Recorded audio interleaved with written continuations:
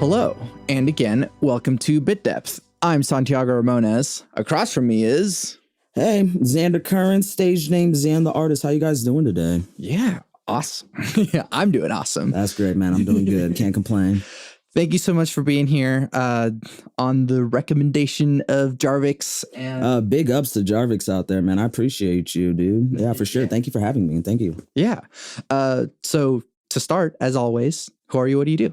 Xantheartist, as I said before, I am a alternative musician based out of Oklahoma City, Oklahoma. Yeah. What is alternative nowadays? So I guess everybody, has their own definition. For me, alternative is experimental. That definitely, I have sounds that are familiar. I do, a lot of us have similar experiences, but, experimental to the point where I don't like to limit myself to one genre of music. I don't like to say that I'm a pop artist or I'm a rapper or anything, because I feel like mentally that can put you in a box where you can't really expand and see what else you can come up with, what fourth, fifth, sixth idea, as opposed to the first one that pops up. So alternative, I think, just going against the grain, definitely different, but at the same time needed because people are bored. Yeah. Well, and also it's a really good thing that, the artist is, it's not exclusive to... It's universal. Yeah, Exactly. So, and even it's not exclusive to music. So in what ways are you an artist? I'm actually a Kung Fu practitioner. I have a brown sash in Kung Fu and I have 2 black belts under it. So we're both a little bit nerdy over here. Avatar: The Last Airbender, he does Bagua Zhan. One of my black belts is in Bagua. So I've been doing that for about 7 going on 8 years now. And then Xingyi Chuan is the purest form of boxing. So Bagua teaches you footwork. Xingyi teaches you actually how to fight. And then Tai Chi is the last one I'm learning right now to finish up, where I get my black sash in Kung Fu, which equates to 3 black belts. And Tai Chi teaches you about softness and, absorbing, going with something. Exactly. Absorbing, going with the flow, and then returning, equal or greater force back to your opponent. So, artist in that aspect. Love to paint, love, definitely creative type. Even within music, I'm not going to say I'm like a guitar player, pianist, but I am proficient in both guitar and piano. I can set up, play chords. I produce my own beats. All that, composer, arrangement is probably my forte in all my musical abilities. On top of that, songwriter, so an artist really is encompassing of anything that forces you to test the boundaries of your mind, for sure. How did you first get started in music? I've been in music my whole life. So I would say 5-6 years old, at school choir and things like that. And, growing up religious, parents, church, singing and things like that. And it translated over. I played viola a little bit, didn't really stick with it as a kid, but I was gravitated, more towards the singing side of it. So, as I, got older, I was always in choir, always, doing things. And when I got to high school is really where it blossomed for me, where, I was considered, 2004 to 2008, considered the best second alto in the state of North Carolina. Different school districts wanted me to come out and have my parents transfer me so I could sing for them.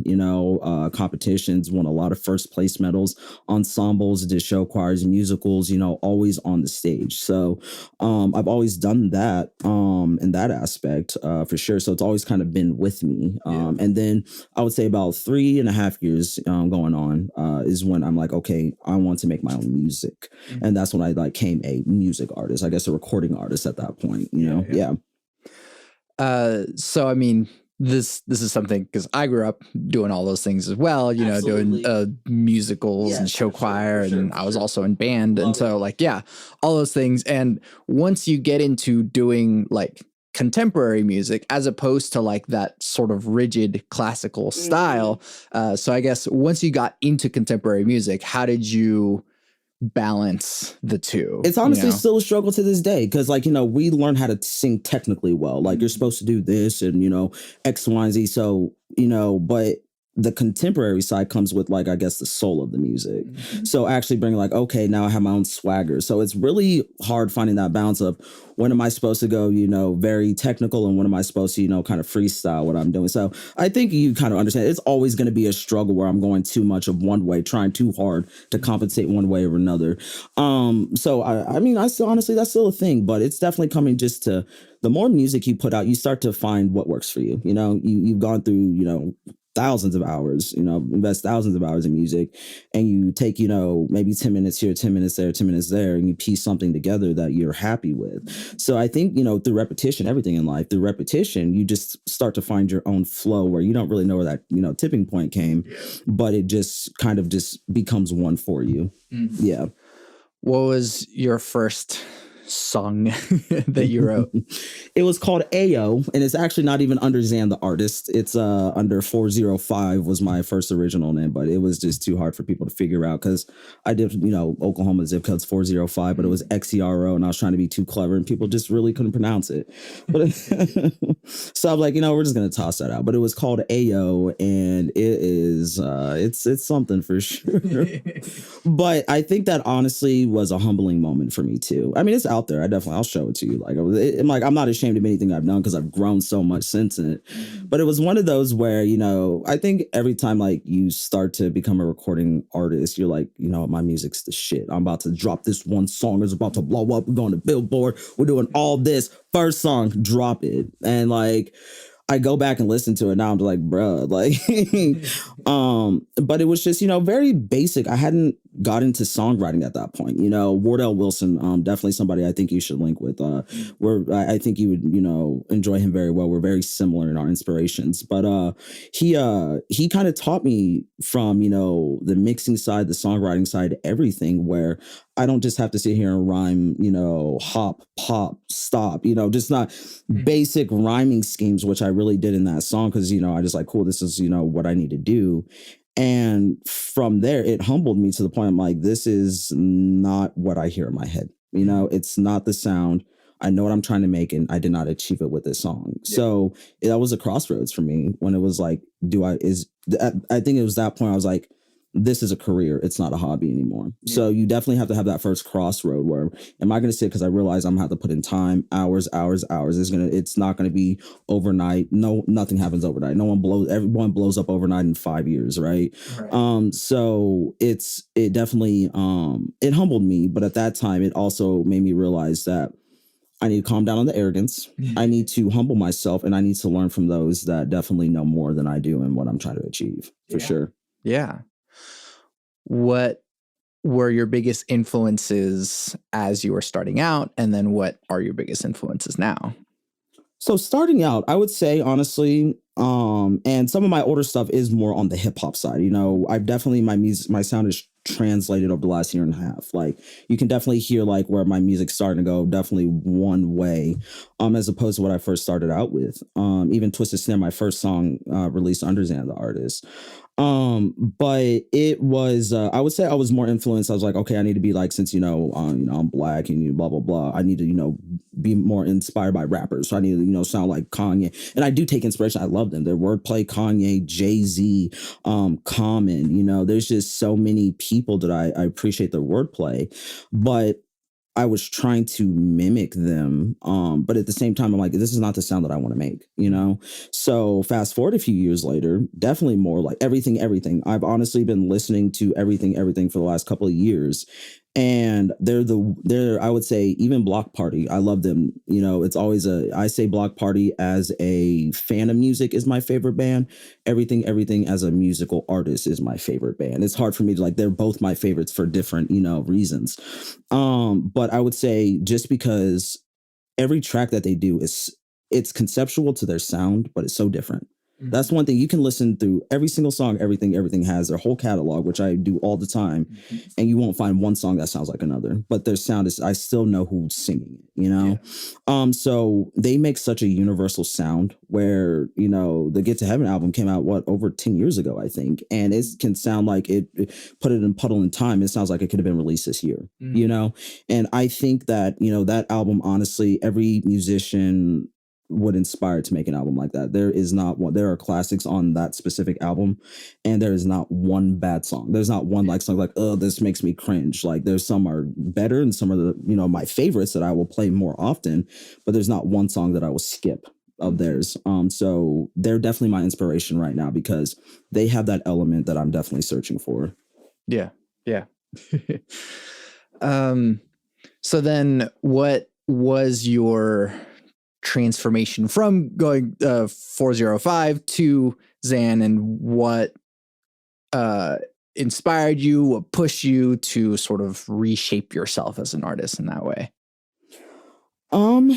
Gosh, I can't say when an exact moment is. I think when under 405, and I actually pulled the third song that I released because I'm like, I released it and I'm like, this is not what I expected my music to sound like, and I actually stepped away from even recording for probably 6 months or so to really step back and assess of like, and my buddy again, Wardell Wilson, he's been a true inspiration. So, definitely going to name drop him, but he has really made me realize that I can honestly do whatever I want. Like, if you like, he was like, you clearly keep going back to this rock sound, this grunge sound, this, I place you more on that. Even if, elements, I'm going to still have elements of hip hop because, I was influenced by it. But I realized I'm like, I want to do things that are not comfortable for me. If I'm not uncomfortable anytime I put a song out, and uncomfortable is good, like pain is bad, but uncomfortable just pushes you to your next level. There's a difference. I realized that I'm like, I really need to start talking about my story. No one wants to hear, about cars and women and girls, because you can pull up 10 million songs a day that talk about all those. People are looking for something different, and I want to hear something different. So if I can't find it, I need to create that sound. So I really had to like get to know myself, I guess, in a sense. Like, what am I trying to accomplish? Like, what story am I telling?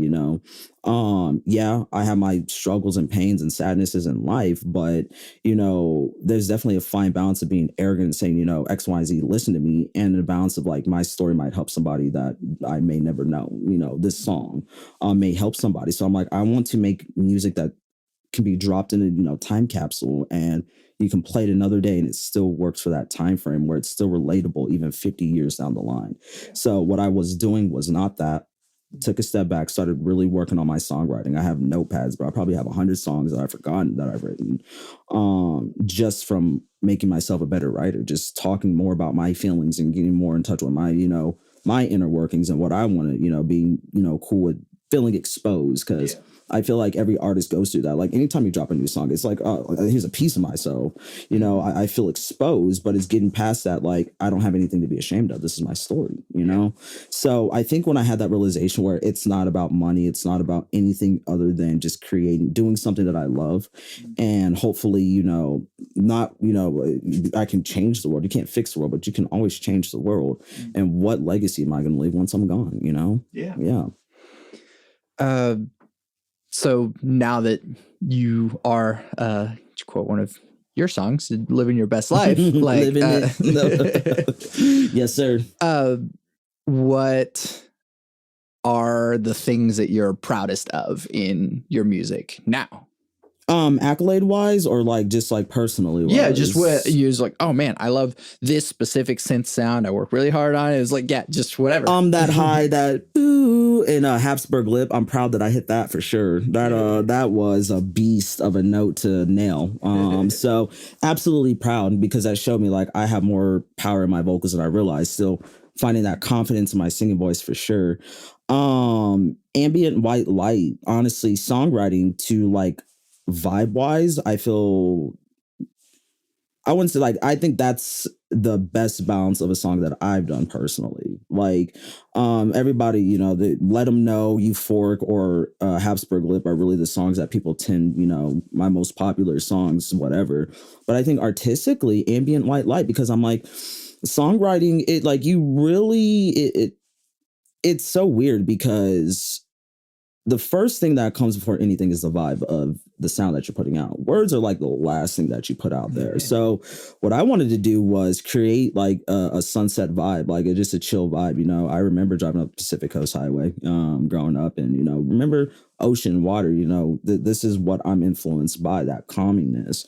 So I want a song that I can imagine myself just cruising as the sun's setting. And I'm like, words really don't matter. I want to create that vibe. I want to create that ambient vibe for sure. So, like I said, I'm not talking about anything deep. I'm talking about pulling out my driveway and driving. But, you know, I was able to make the feel of what I would like a sunset. Like every time I hear it, I feel a sunset, and just the ambientness of it. I'm very proud of that one. That was the first song that I mixed on myself. So how it all bounced out, and, you know, I'm very proud of that single. Yeah, for sure. Yeah. And there is a very different thing that, you know, whenever you're involved in every step of the process, you create every single sound, or you choose every single sound, you know, that is way different than, you know, going to someone's like, hey, like, make me a beat. Exactly. And that was a hard thing for me, is because, you know, I've spent, like I'm telling you, I'm one of those, hand to God honest, I've put in thousands of hours of my music, thousands and thousands of hours, you know, every 5,000 hours makes you an expert in something. So I've put in a lot of time even before I started recording. So it's definitely I'm sorry, I got a little went down a different little rabbit hole right there. But it's one of those things that it really comes back to just what you put into it. Like, the universe honestly gives you what you put into something, you know, and it always, so like the work that you put in, the hours that you put in, you're going to get it back multiplied. And it's definitely, I probably, you know, completely detoured from that question, but that's where the brain, definitely my thought process went to it. But it's honestly like luck. There's no such thing as luck. Is anybody, 100% of musicians can make it. It's just 1% care enough to do it, you know? Sure, yeah, sure. For sure. What, well, actually, just going, like, specifically technical, what DAW do you use? Right now I use Soundtrap. This is an online application. I'm building my system on everything right now. Whenever I go to Lester Wardell's studio, we use Logic Pro and things like that. I typically do my mixes at home, and I send off my mastering right now to him to do that. But no, I definitely want to build, you know, all Apple product. And I definitely want to go ahead and start using the Logic program, because that's where I learned on. He taught me on, but I was able to translate that knowledge to something else where, you know, I'm able to work on the system that I'm using right now, and have, you know, it definitely don't have this dope setup yet, but this is definitely the goal. And then, you know, absolutely. But yeah, I use Soundtrap. It's a pretty cool online interactive. Like I use everything that I need. I can plug my mic, I can plug my my mini, you know, MPK pad in there, and, you know, make my beats and everything like that. So it definitely gives me everything that I need to work right now, but definitely expansion is in the future. Yeah. And that's one of the coolest things, is that, like, technology allows us to do whatever we want. It doesn't matter. You don't have to, like, spend thousands of dollars to get, like, a Pro Tools rig. You can freaking use whatever you can to Absolutely. just make what you have to. And that's, I think, the hardest part as a musician, is that when you first start Googling it, everyone's going to tell you that you need thousands and thousands. I mean, yeah, eventually you will. It's going to accumulate up to that much, investing in yourself. But you don't need that just to start out. Like, it's either I'm going to pay someone to do it for me, or I'm going to figure out the skill to do it myself. So that exactly, I pay about a $10 right now subscription for what I need monthly. And it gives me everything I need. If I need loops, if I need something in there, but I have, you know, thousands of instruments at my disposal. I can sit there, different synths. I can tweak any little thing. I can sit there and mix in the processor, excuse me. So yeah, literally $10 a month, and people can make their own beats, you know? Yeah. And you don't have to throw down freaking a car payment to make it. Exactly. Make enough music where the streams will come in. You can invest your money back into getting the system, which is kind of my my logic right now with it. I'm like, I can create this $10 a month, but, you know, streams over time, you have enough of a library, people are going to stream your music. It's just, you know, it's just simple, you know, law of numbers right there. The more music you have out, the more streams you're going to get, you know? Yeah. What is a sort of deep or nitty gritty thing in your songs that you are proud of, or is, like, you know, cutting edge or something that, yeah, it's probably no one's gonna hear it, but you know it's there and you're really proud of it? That's a hard one. I would say one thing that I don't do consciously, but like I realized it the other day, is that I tend to have parts of my songs. It doesn't matter how lyrical or whatever. I intentionally leave space for like you be able to pick up this like a chant or like a mantra within every song that I do. There's some sort of a mantra, where this can be the first time you hear it, and by minute two, like, okay, I know what's about to happen right here. And I do that because everybody likes to feel included in something. So if like I could be performing my song for the first time, and it might be the first time you hear it and everybody else knows it, after a certain point you can catch on, and it's gonna, not only that, it also sticks in people's heads. It's those things that I've had a few songs that people tell me like, this song has been stuck in my head for like the last 3 days. I'm like, dope, I did my job, because it's just that little part, that people can hold on to and go back and listen to the rest of the song. So that is one thing that I'm proud of, that I think I'm onto something right there. Why music? Why not anything else? Because my primitive instincts didn't tell me to do anything else but music. It's like I was called and I listened to what the universe was telling me to do. And you always know you're in your correct path when things start to unfold for you. So it's going with my flow as opposed to against the flow. I'm not forcing anything. I'm just putting in the hours, just doing what I'm supposed to be doing. Putting in, sacrificing my time and investing into it, and the universe will put in front of you. It mirrors exactly what you deserve. So it's that's absolutely how I believe it happens. Going into like more broader philosophical questions about music, is there such a thing as bad music or good music for that matter? I think there is such a thing as technically good. Like at a certain point, it's personal opinion. Like, the best out there, that's always subjective. Like you're never gonna, it's an opinion at the end of the day. Bad music, I say, if you don't take time to mix, balance, master, EQ, yes, that is a bad song, because you just threw some bullshit together and then threw it out there like you did something where you just rapped on your cell phone over a track. You can do that. There's no shame to it, but you still need to go in and mix it and balance it as much as you can to give it a cleaner effect. So an aspect like bad as in lazy or half-assed, yes. There are songs that like, if technically your sound is good, cool. You can always improve. There's always room for improvement, but outside of that, I don't think there's ever such a thing as a bad song. I may not personally care for it, but I can always, 99.9% of the time, I'll say I can find something good about a song that I like, and I can give a positive critique about it, Yeah. Do you separate art from the artist? I like to. That's what I'm saying. I don't want to meet, the guys of everything. I don't necessarily want to meet Kanye. I don't want to meet these guys, because let me see you how I see you through, my music, your music, excuse me. Let me meet you. I'm like, oh my God, this lyric meant so much to me, blah, blah, blah. And you tell me like, oh yeah, I was drunk one night and wrote this. Like, that's going to lose the charm for me. That's going to kind of, snuff it out. So I like to separate it. Kanye's crazy antics. No, I don't. He's a goofball sometimes.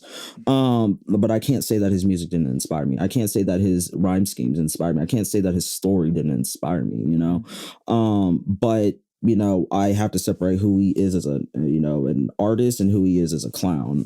And they're two different people for sure. Is there a need for genre at this point anymore? No.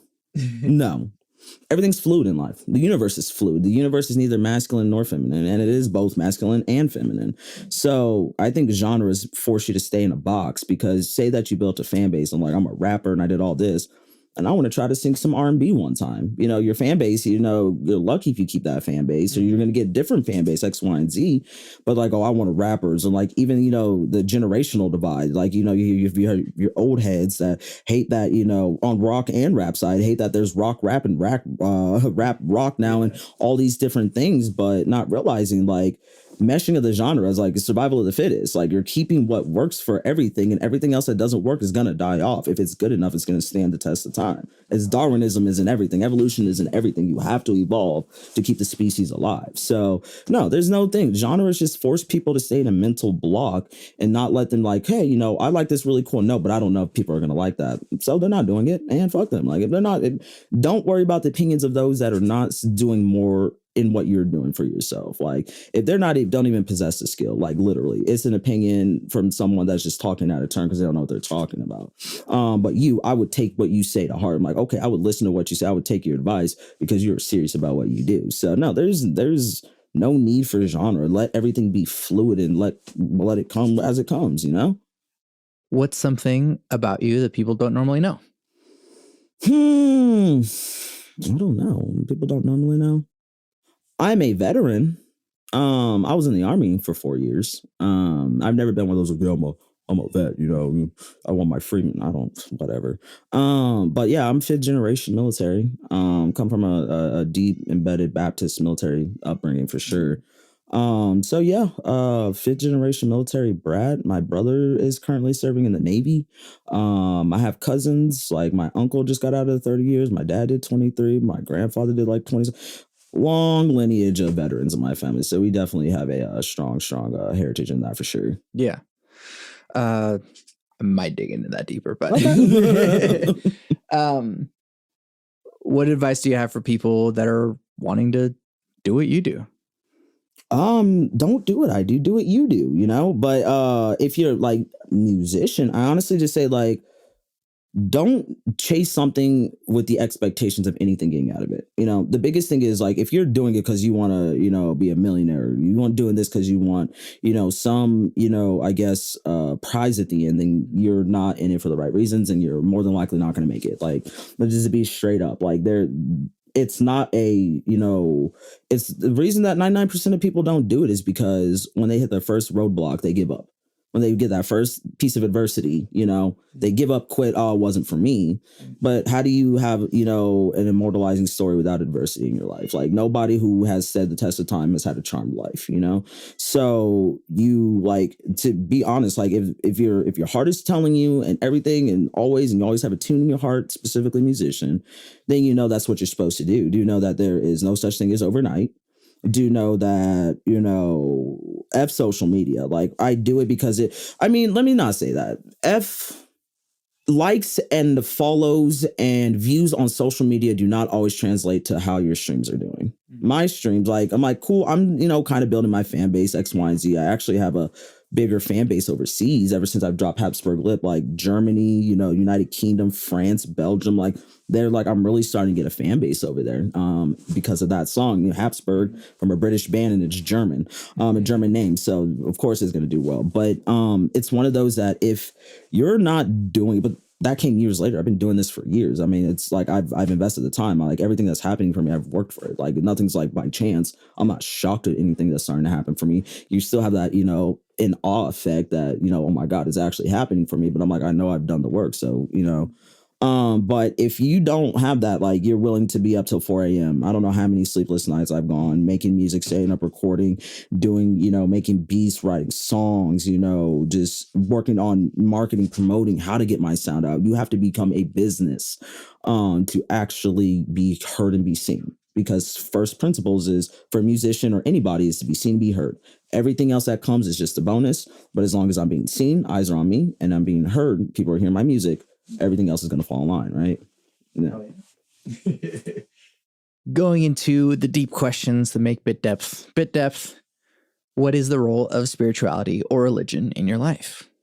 It's everything, to me, honestly. Spirituality, I mean, on an earthly term, I'm a Taoist. And that just really means I kind of just see life for what it is. You know, the universe is the way, you know, the way, Tao Te Ching, the way, is what it pretty much translates to. And I don't know, it's following I believe in all gods, but, you know, I believe in everybody because stay in your lane, stay in your dimension. I'm seeing something else in my dimension than you're seeing in yours. You know, we will never be able to see 100% eye to eye on everything because I'm just going to see it differently than you. But that's the thing about it. Like there's commonality in all religion and everything. Like, you know, I take the spiritual aspects, you know, there is you know, I don't think it's an actual human figure. Absolutely not. I believe that the universe as a whole is inherently good. I believe that as long as you are in a path of righteousness, you are like you reap what you sow. Karma. I truly believe in karma. I do believe if I do something, shitty to someone, I'm gonna get repercut like you deserve, but it's deserved. The universe has to be balanced and the universe is fair. So not really on like a religious aspect, but more of a spiritual, because it's exactly how I look at everything in life, from music to, anything that I honestly want is, am I being truthful? Am I being honest? Am I walking the path that's best for me? I'm not going to ever judge anybody. Like, even when it comes to politics, like I'm pretty, anarchist. I'm like, whatever. I mean, like, I understand very much, I went to school for, history and political science. So I'm very versed on it.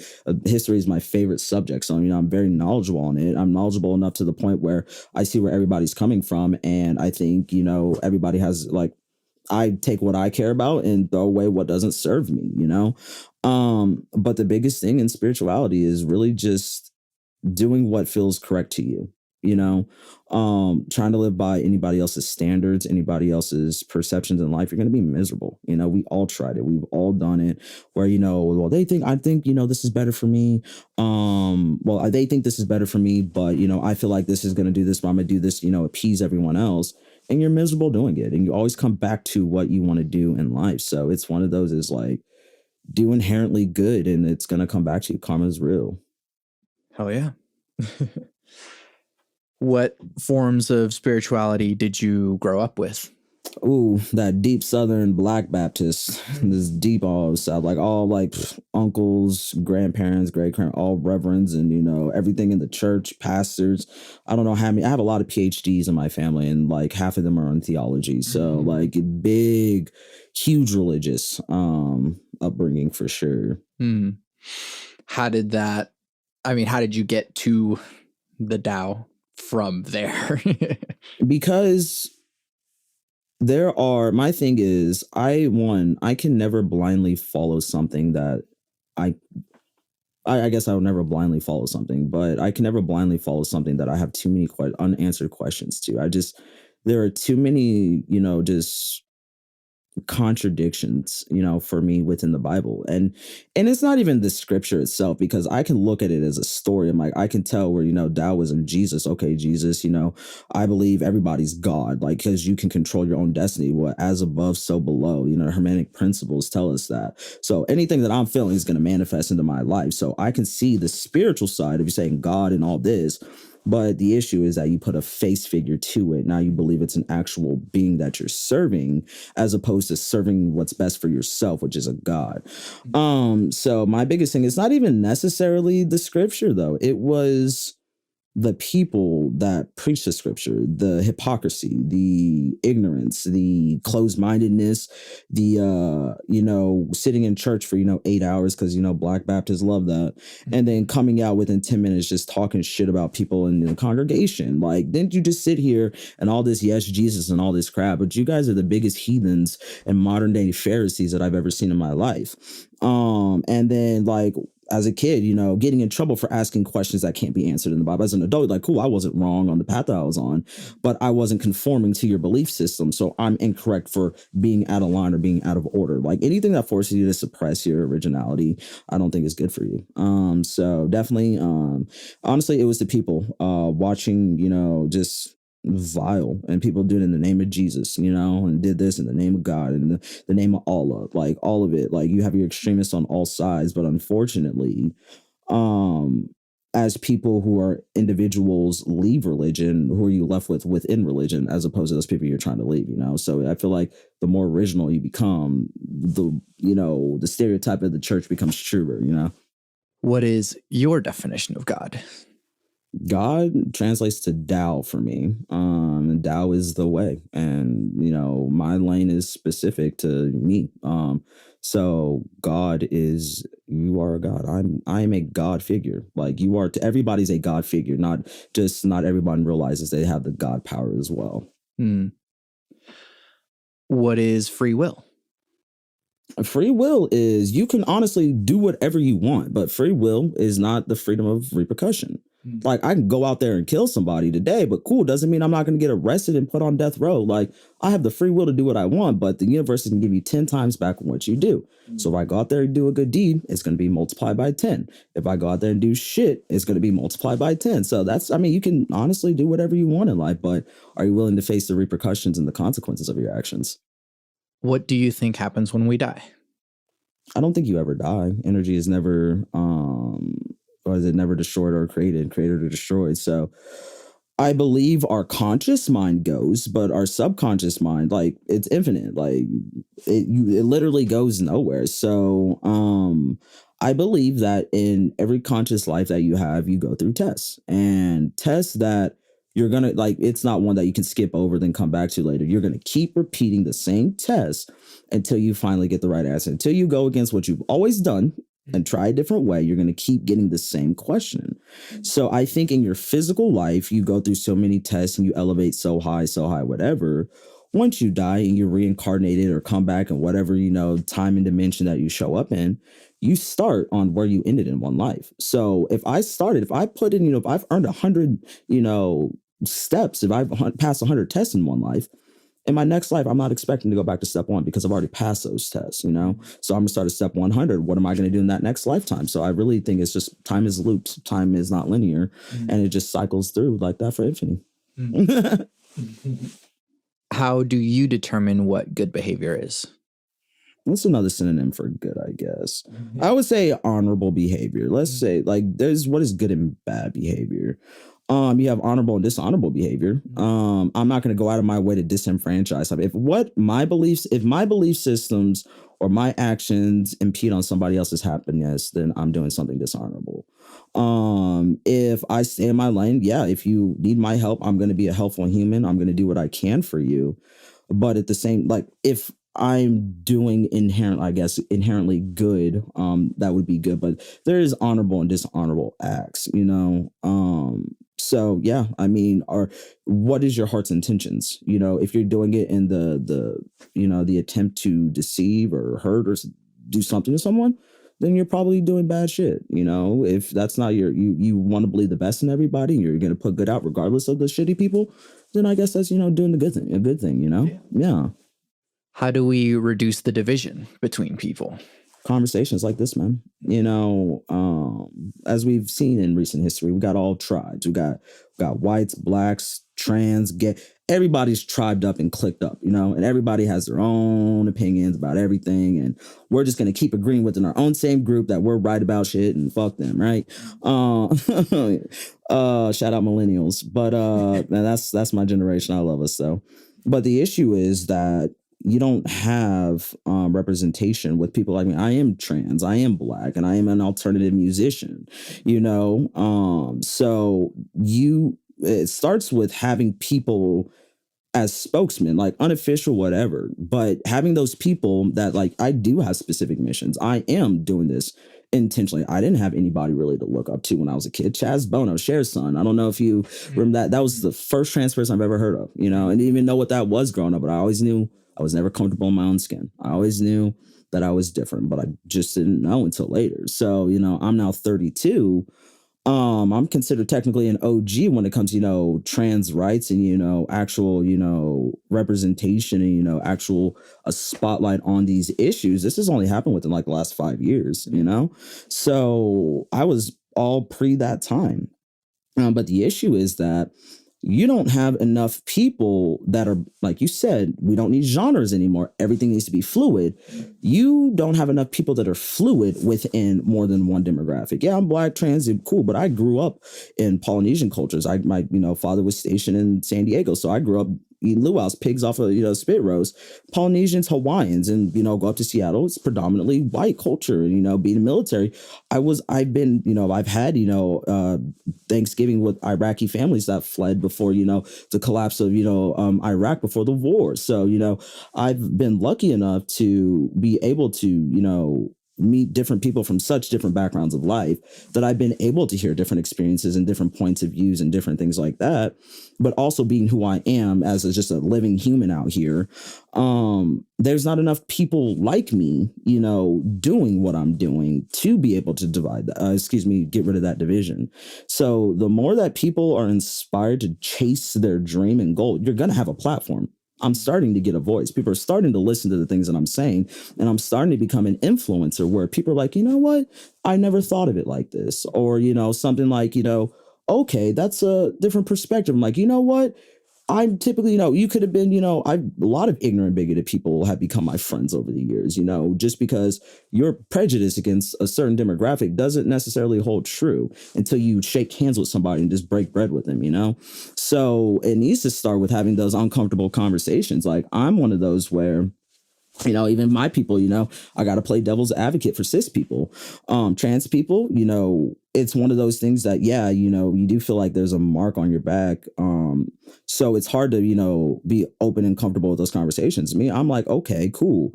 My Sifu, Bradley West out of Norman, he taught me 8 years ago, it's like, just because of who you are, you need to learn how to defend yourself. So he sat there for years. I had a one-on-one like Daniel's son. I didn't go to a school. I had a specific Sifu who I was his only student. And he taught me to be a better version of himself as a martial artist. And he's been doing it for 15, 20 years on that.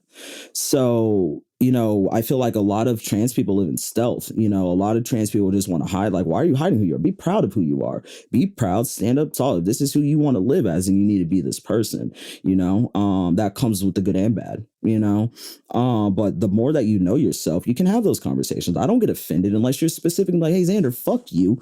I don't get offended. Like, it's just like, you may not realize you're being ignorant. That's when we have to have this open dialogue and conversation on, hey, typically, it's addressed like this or X, Y, and Z. I'm not going to make someone feel bad for trying to learn, but at the same time, you don't know you're being ignorant until you have those conversations, until you can learn. So it all starts with inclusion, bro.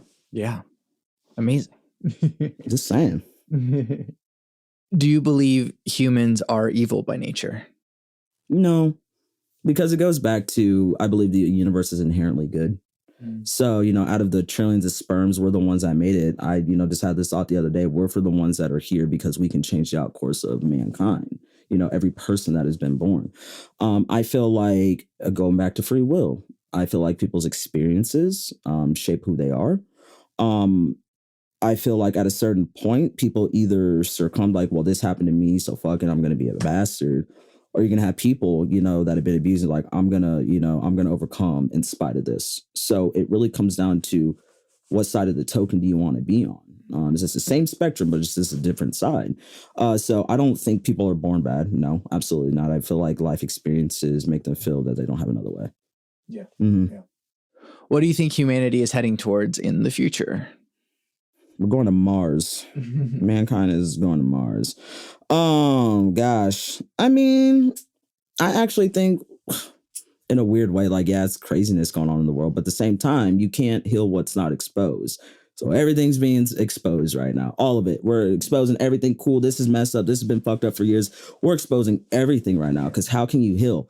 Think about the millennials and Gen Z. This is a woke generation. Like, I know people say woke, but woke is realizing that this is not the way. Woke realizes that we can still do better. Woke is realizing that, hey, things are messed up and I have a voice to change it and actually making that change.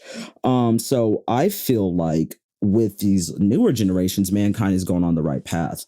But you have to let old ideas, like, again, evolution, old ideas are going to eventually die out with the people that have those stupid ideas and they're not keeping on. You see people walking away from their ignorant, bigoted, racist families. You see people taking a stance. You see people starting to actively and vocally become allies now. So you're like, well, this is unacceptable. And no, this is like that going back to, what is good and what is bad. You have people that are ignorant, don't know how to change, and you have those that see the ignorance, But I feel like people are starting to realize there's self-worth and that, we need to band together. And it's really, you see the division. It's really an age group. Like, I would say I was born in November of 89, so I'm definitely an older millennial, but I would say 30, 32 down to, these teenagers. I feel like out of history, we are the two generations that have been most like willing and like, we work together. It's not all to, Gen X, millennial or boomers, and you have, the greatest generation, the lost. Nobody cares about that. Like, yeah, it's just an age thing, but we're all kind of, steering towards the same thought pattern. That's we want to make the world a better place, Mm-hmm. What makes you optimistic about our future?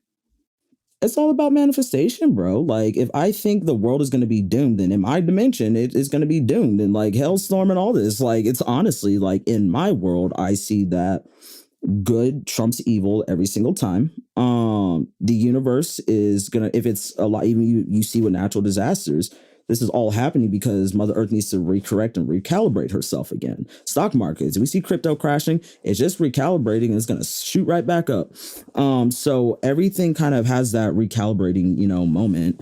But it's evolution, the strongest will survive and good will always out trump evil, Cool.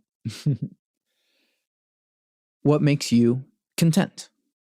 I don't ever like being content, to be honest. My guilty pleasures, I would say. I like to game. I got the video game a little bit.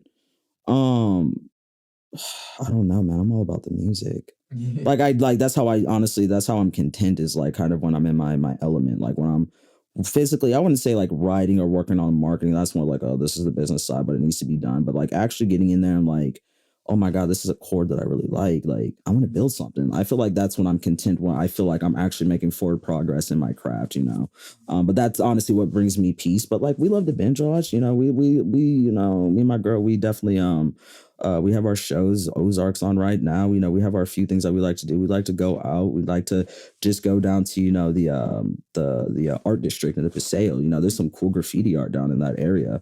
Just go out there at times, just get in nature, just kind of just step away from technology, train together, stuff like that. I don't like going out clubbing, really. I don't like doing any of that. It's not benefiting me in any way, as a person.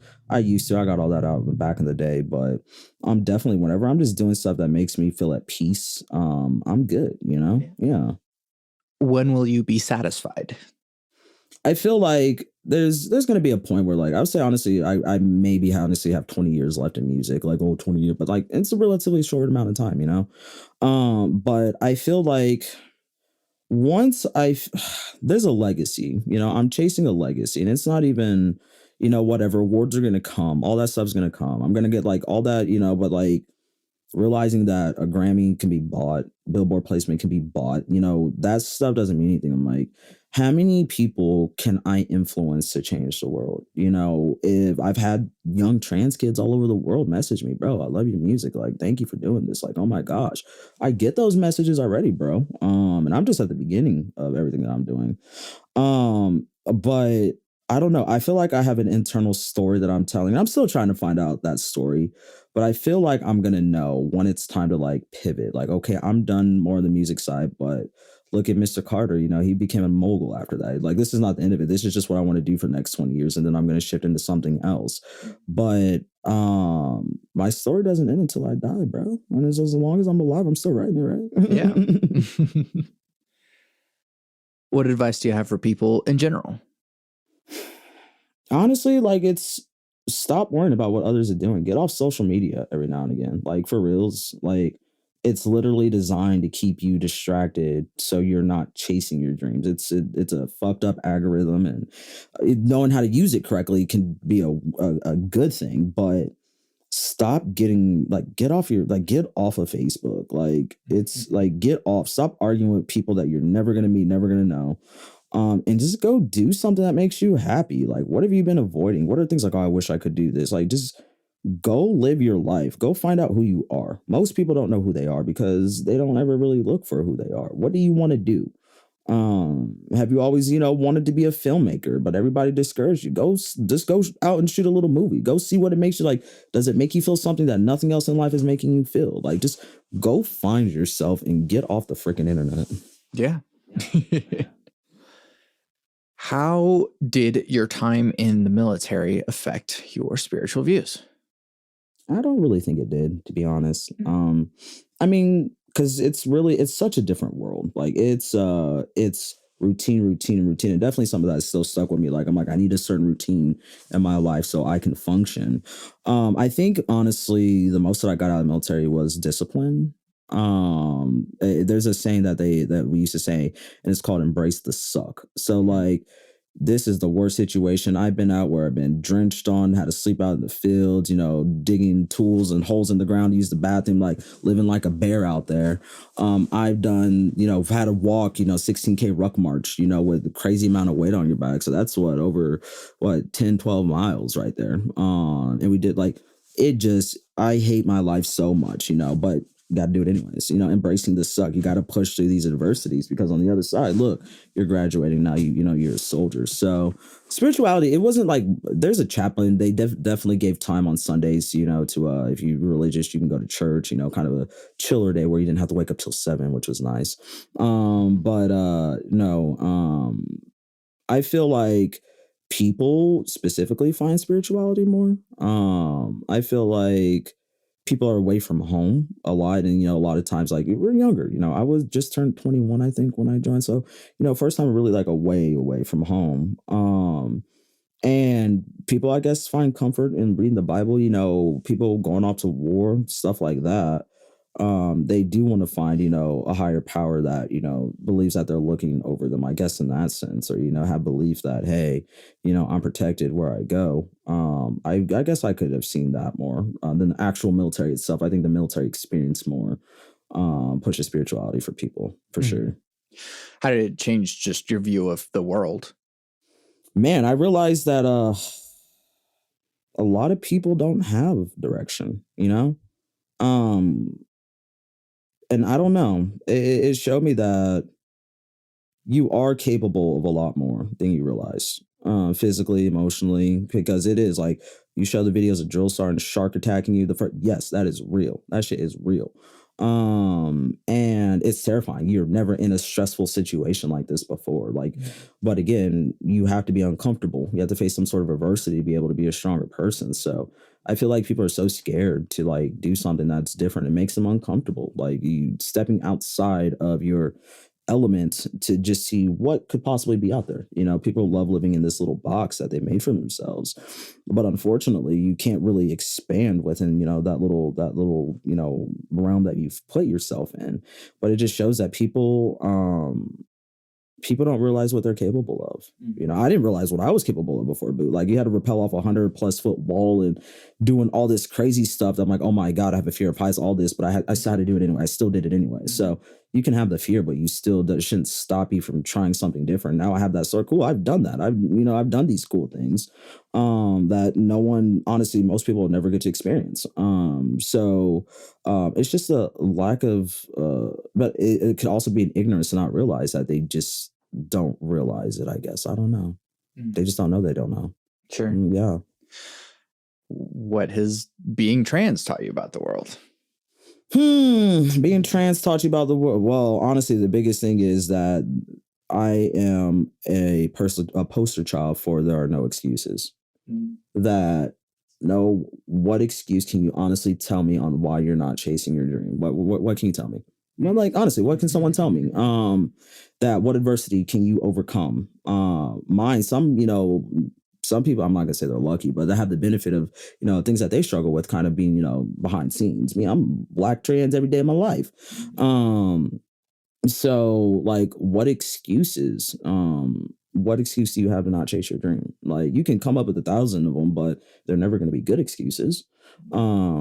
So it's definitely showed me that. It showed me that people's opinions can be changed. I don't know how many people that, I've really, it's not like, science and blah, blah, blah, biology of being trans, but it's just like, there's more to it than just that side of it. It's being comfortable in your own skin. It's realizing that even within this community, there's still prejudice, and there's still, like, just because I'm black and trans, being a white trans man is still better than being a black trans man. So you have to remember, totem pole wise, I'm not very high on anything, and I'm a musician. What? No, So totem pole wise on this hierarchy that whoever put in place whenever, I shouldn't be able to do what I'm doing right now. I should not be having the opportunities that are, coming for me and are ahead of me. Like, my future is absolutely freaking bright. So that shows you that hard work beats, anything wishful thinking. There's no such thing as luck. It's something that you have done in your past that your karma points have let you experience this moment in life. I do not believe in luck at all. But it shows you that hard work trumps all. It shows you that if you are living your truth, and then people are going to accept you regardless. I'm 100% living my truth every single day. I'm not ashamed of who I am. Cool, if you got issues, I'm like, bro, remember, like, I have 2 black belts and a brown sash. Like, if you really have an issue with it, like, I know how to defend myself. I'm not walking around scared in life. I'm not. I'm definitely a firm believer of, any, minority group to learn some sort of self-defense, because there's going to always be some sort of retard. There's always going to be some ignorant asshole out there that just hates you for existing, and I've learned that, I don't have to validate my existence to anybody. I'm comfortable having these conversations, but just because someone's trans, they don't have to explain themselves to you. They don't have to. That's their right to not sit there and have those conversations. Me, I'm choosing to. So cool. Let's, talk away about it. But at the same time, I could start hormones and not start hormones. It doesn't validate me as a man one way or another, top surgery, not like it. And those are kind of things within the community that, hey, somebody's more passing, I have my beard and everything. I'm a passing trans man. There's some guys that haven't started hormone that still have softer features, that still, that still go through that, oh my God, I don't want to be misgendered, all these things, X, Y, and Z. But what I realized, again, even before I started hormones, I was very seldomly misgendered. I had more of an androgynous look anyways. But if you're living your truth and not like, oh my God, I'm a man, I'm walking around like I'm a man, like, people are going to see that you're trying to perpetrate something. You're over exaggerating, you're overcompensating something. I just do me, and I've always, before, not at all ever since I've started hormones, and before maybe 97, 98% of the time I was never misgendered. So that's more for my queer individuals. Stop worrying about what other people think. Who cares? And okay, now what? That's all. You just wanted to tell me your opinion, your unsolicited opinion. I don't give a fuck. I don't care. I really, oh my God, I can't over exaggerate how much I don't care about unsolicited opinions about something you don't know. I can beat you logically. I can beat you physically. I can beat, I win. I don't, me just glowing up and keep shining is a checkmate on everything. I don't have to engage in this bullshit. I'm just going to keep doing me, and I'm going to keep on glowing. Hell yeah. That's what you got to do, bro. Lastly, potentially most importantly, cake or pie? Cake. Cake. Damn quick. Man, I am not a pie person. Cake. What is best cake? My favorite cake is yellow cake with chocolate frosting. I'm a basic bitch when it comes to that. Not the first time I've heard that one. I'm telling you, it's just something. I think it's nostalgia probably. I had it all the time growing up as a kid. I'm like, it's just the perfect balance of yellow cake and chocolate frosting. Yeah. Thank you, Betty Crocker. Yeah, thank you, Betty. Shoo. Thank you so much for doing this with me. Where can people find you and your stuff? Oh, for sure, man. Thank you for having me. Xantheartist.com. That's XAN, the artist, all one word. Everything on social. I'm the first and the only Xantheartist out there. So Xantheartist, you can find me. I got some new music dropping. Been working on a few songs since last year. So definitely just want to get final touches. I'm going to be dropping some new music here, but definitely check out my catalog. I think y'all going to like it. And I appreciate you for having me on the show, man. I appreciate you, Santiago. Of course. You, bro. Yeah, no. Thank you, for real. I hit you up not even that long ago. It's oh yeah, let's meet up in person. Bro, right? Those are serious or you're not serious. I'm serious about this, right? People you got to make the moves if you want the moves to happen, right? Hell yeah. Heck yeah, bro. Well, thank you so much. Once again, I'm Santiago Ramones. Xantheartist. And now here's Habsburg Lip, originally by Everything Everything, as covered by Xantheartist.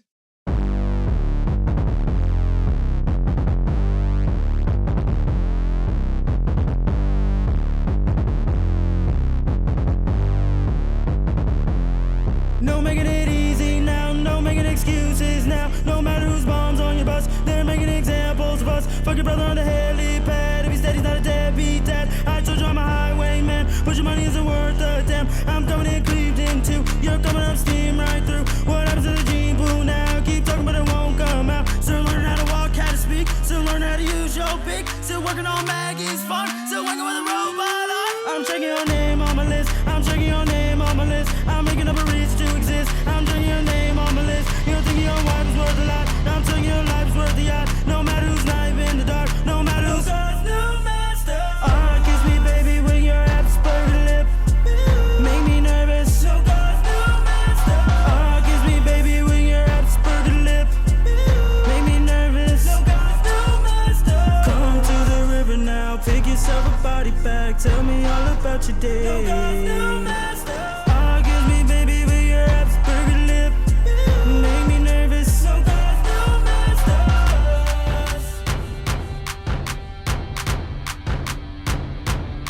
No making it easy now, no making excuses now. No matter who's bombs on your bus, they're making examples of us. Fuck your brother to hell, it bad. If he said he's not a deadbeat dad, I told you I'm a highwayman. But your money isn't worth a damn. I'm coming up Cleveland too. You're coming up steam right through. What happens to the gene pool now? Keep talking but it won't come out. Still learning how to walk, how to speak. Still learning how to use your beak. Still working on Maggie's fun. Still working with the robot arm. I'm checking your name on my list. I'm checking your name on my list. I'm making up a reason to exist. I'm checking your name on my list. You're thinking that the wife is worth a lot. I'm telling you the life's worth a yacht. No matter who's knife in the dark. Still waking with a robot arm. I'm checking your name on my list. I'm checking your name on my list. I'm making up a reason to exist. I'm checking your name on my list. Kiss me baby with your Asperger lip. Make me nervous. Kiss me baby with your Asperger lip. Make me nervous. Come to the river now. Pick yourself a body bag. Tell me all about your day. Kiss me baby with your Asperger lip. Make me nervous.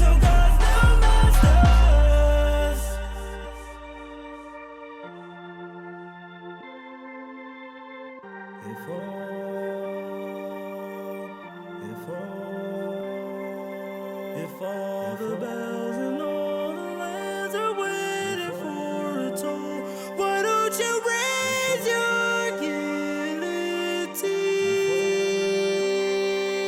If all the bells and all the land are waiting for a toll, why don't we raise our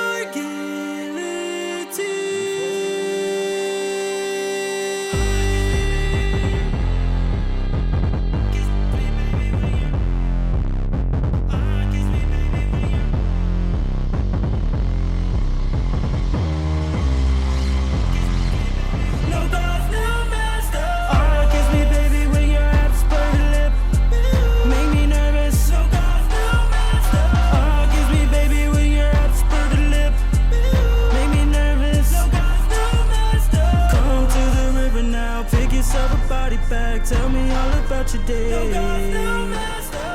Kiss me baby with your Asperger lip. Make me nervous.